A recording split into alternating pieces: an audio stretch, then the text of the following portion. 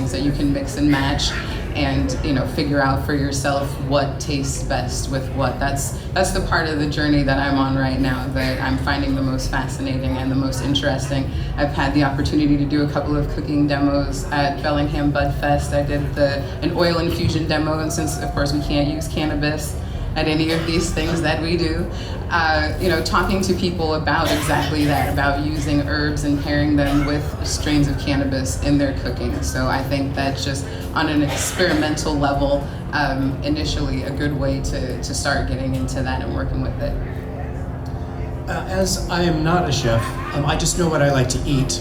And some people like the taste of cannabis. Some people, it's fine with them. Some people don't. So I try and do things for myself. For instance, this afternoon I'm going to be making a basil pesto penne with olive oil that I have infused, and the basil in the pesto kind of overpowers the flavor of the cannabis, so that it's not quite as noticeable as you're eating it.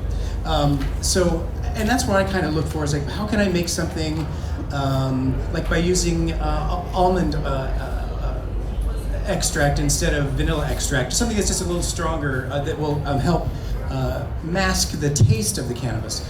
I don't mind it, but I do realize that some people do.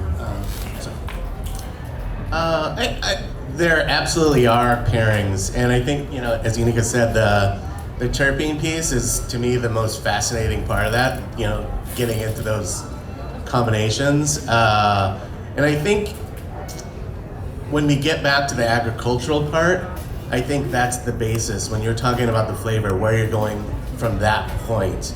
It's in any kind of flavor building, whether you're masking or celebrating, it really depends on what you're using. And I think as it comes to market more, both on the input side and as it being an experience as far as being in a restaurant, I think you're gonna see that just blow up, and everybody here has been on that leading edge in that way. So to me, it's an exciting piece. It's just adding one more element to what's out there in a really fascinating way.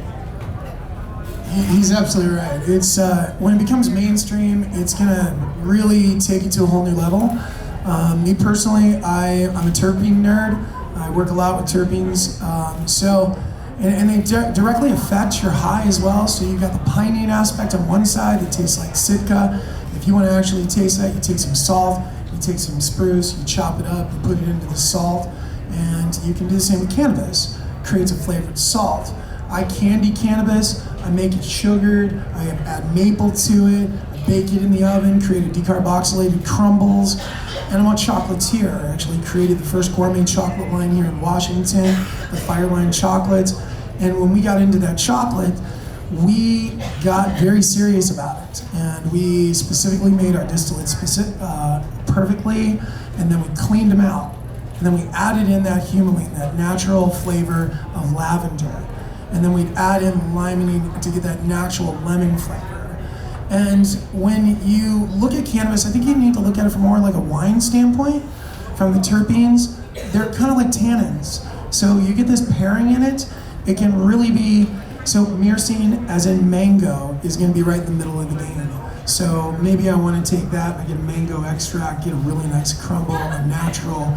I'm really into the natural extracts. By pressing, you get all those natural flavors out of it. You can then permafrost that, turn it into a nice crumble, add in other things like butters, and represent those in your dishes by pairing the flavor profile of the cannabis with the food in which you're working with. And you can have a lot of fun, and you can really increase everything with the herbs in which you put in, just like we said. The basils, those are all natural terpenes, and when you add in a base profile, you can enhance the base profile for the effects in which you want. Those charts are available online. I also have them on my Instagram. I'm happy to share them with anybody. I have gigantic charts with over 32 profiled cannabis pairing systems and the direct effects relative to the terpenes that go into them. And that study was done by Anheuser-Busch 20 years ago. Dan Bush came to a CannaCon and he shared all of his information. Thank you, Jeremy. The lovely lady had a question. Actually, it's more of a comment. I went to Sage's dinner party last Hempfest, and on the table, instead of infusing all of her food with medication, I believe what she did was just have tinctures on the table that you just add to your. So you're dosing yourself with as much as you can handle or that you want, and I think that's a really good way to do it. And that's a cool idea. Delicious. I like that. May I respond to that? I had a caftan party at the beginning of the summer, of course I did. It was wonderful. We're gonna have one next year. But anyway, I made a tincture and I made a punch, and I had a piece of paper there on the table that said how much was in each of a dropper of that. And so if somebody wanted to put it into their punch, they were welcome to. But then again, they're in control of dosing themselves, and then I'm not. But yeah. Anyone else want to respond to that? If not, I've got a question. What are you up to, Jerry? Sorry, I'm going to actually ask one of my formulas to. Are you going to hijack this panel? No, I'm not going to hijack it. I was going to show you some. Chef in a Bottle is a product that I put out. It's in a couple of states. You do? Great. So, dosing technology, real simple. I use DNA bottles, real simple like this. Has a pre-programmed formula in it.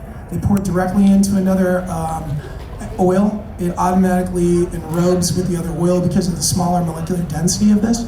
I use a MCT that's been microfractal distillated into a PRB so that it basically infuses right into the oil, and then you can dose specific anything at home or whatever. But it's a transdermal additive that you can make easy. And anybody can make these. And I teach people to make these super easy. Thank you. I have one question to wrap it up for the panel. Please describe your ideal. I have 4 minutes. I'd like to handle this wrap up. I'm sorry, Sage, you're an amazing human. Oh, actually I have 2 minutes. So quickly, please go down the line and describe your ideal cannabis dinner you'd like to make, or breakfast. Wake and bake. Who wants to go first? Oh, come on, you're all way more creative That's a tough than that. question. That's a really tough question. I mean, Yeah? I think we all love food, so I'm like, I need a second. But for me, gosh, a good ribeye with a nice infused butter or infused pasta or light sauce with it sounds pretty good right about now. Yum. I'd go with the Benedict infused holidays. How about some crab Benedict infused holidays? I did this the other day for Dab Stars. I would say this was really enjoyable. I did a bourbon maple infused fat back that was an inch thick. I sous vide it, then braised it, and then I did a Atlantic farmed salmon that I slow cooked over some alderwood, and finished that with a nice pesto and shallot butter. Yum. This afternoon during my cooking demonstration, the other item that I'm going to be making is mussels in a white wine and infused butter sauce. I mean, I love mussels. They're a Northwest delicacy, that's what I like. Yeah. I mean, I'm Puerto Rican, so plantains go well with anything. So that's my thing. Yeah. Thank you. Thank you so much, chefs. This is near and dear to my heart, and I specifically wanted this panel. Thank you for coming. You've made my Hempfest. Thank you for having me.